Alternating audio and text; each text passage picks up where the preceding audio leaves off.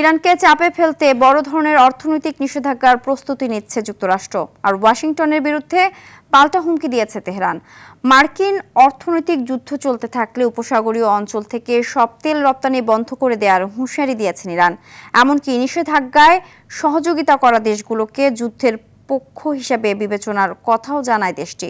আরও জানাচ্ছেন ইমতিয়াজ আহমেদ। ইরানের বিরুদ্ধে নজিরবিহীন অর্থনৈতিক চাপের ঘোষণা দিতে যাচ্ছে যুক্তরাষ্ট্র।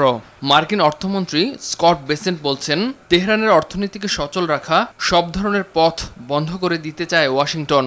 নতুন নিষেধাজ্ঞার মাধ্যমে ইরানকে অর্থনৈতিকভাবে বিচ্ছিন্ন করাই হবে এর মূল লক্ষ্য। যুক্তরাষ্ট্রের এই অভিযানকে ইকোনমিক ডিডে হিসেবে উল্লেখ করেছেন বেসেন্ট।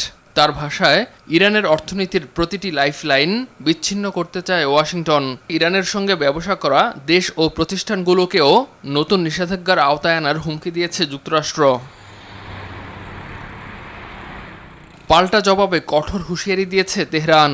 ইরানের নিরাপত্তা কর্মকর্তা মোহসেন রেজাই জানান, যুক্তরাষ্ট্রের অর্থনৈতিক যুদ্ধ চলতে থাকলে উপসাগরীয় অঞ্চল থেকে সব তেল রপ্তানি বন্ধ করে দেবে ইরান। ট্রাম্প যদি কোনো পদক্ষেপ নেন তাহলে আমরাও এর জবাব দেব।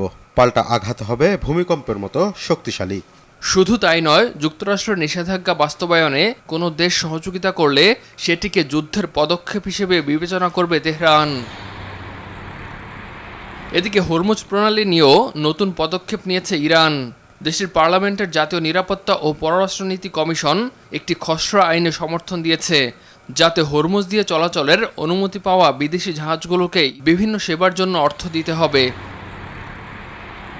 ইরান যুক্তরাষ্ট্রের এমন পাল্টাপাল্টি অবস্থানে নতুন করে উদ্বেগ তৈরি হয়েছে বিশ্বের জ্বালানি বাজার ও হরমুজ প্রণালীর নৌ চলাচল নিয়ে। ইমতিয়াজ আহমেদ, RTV।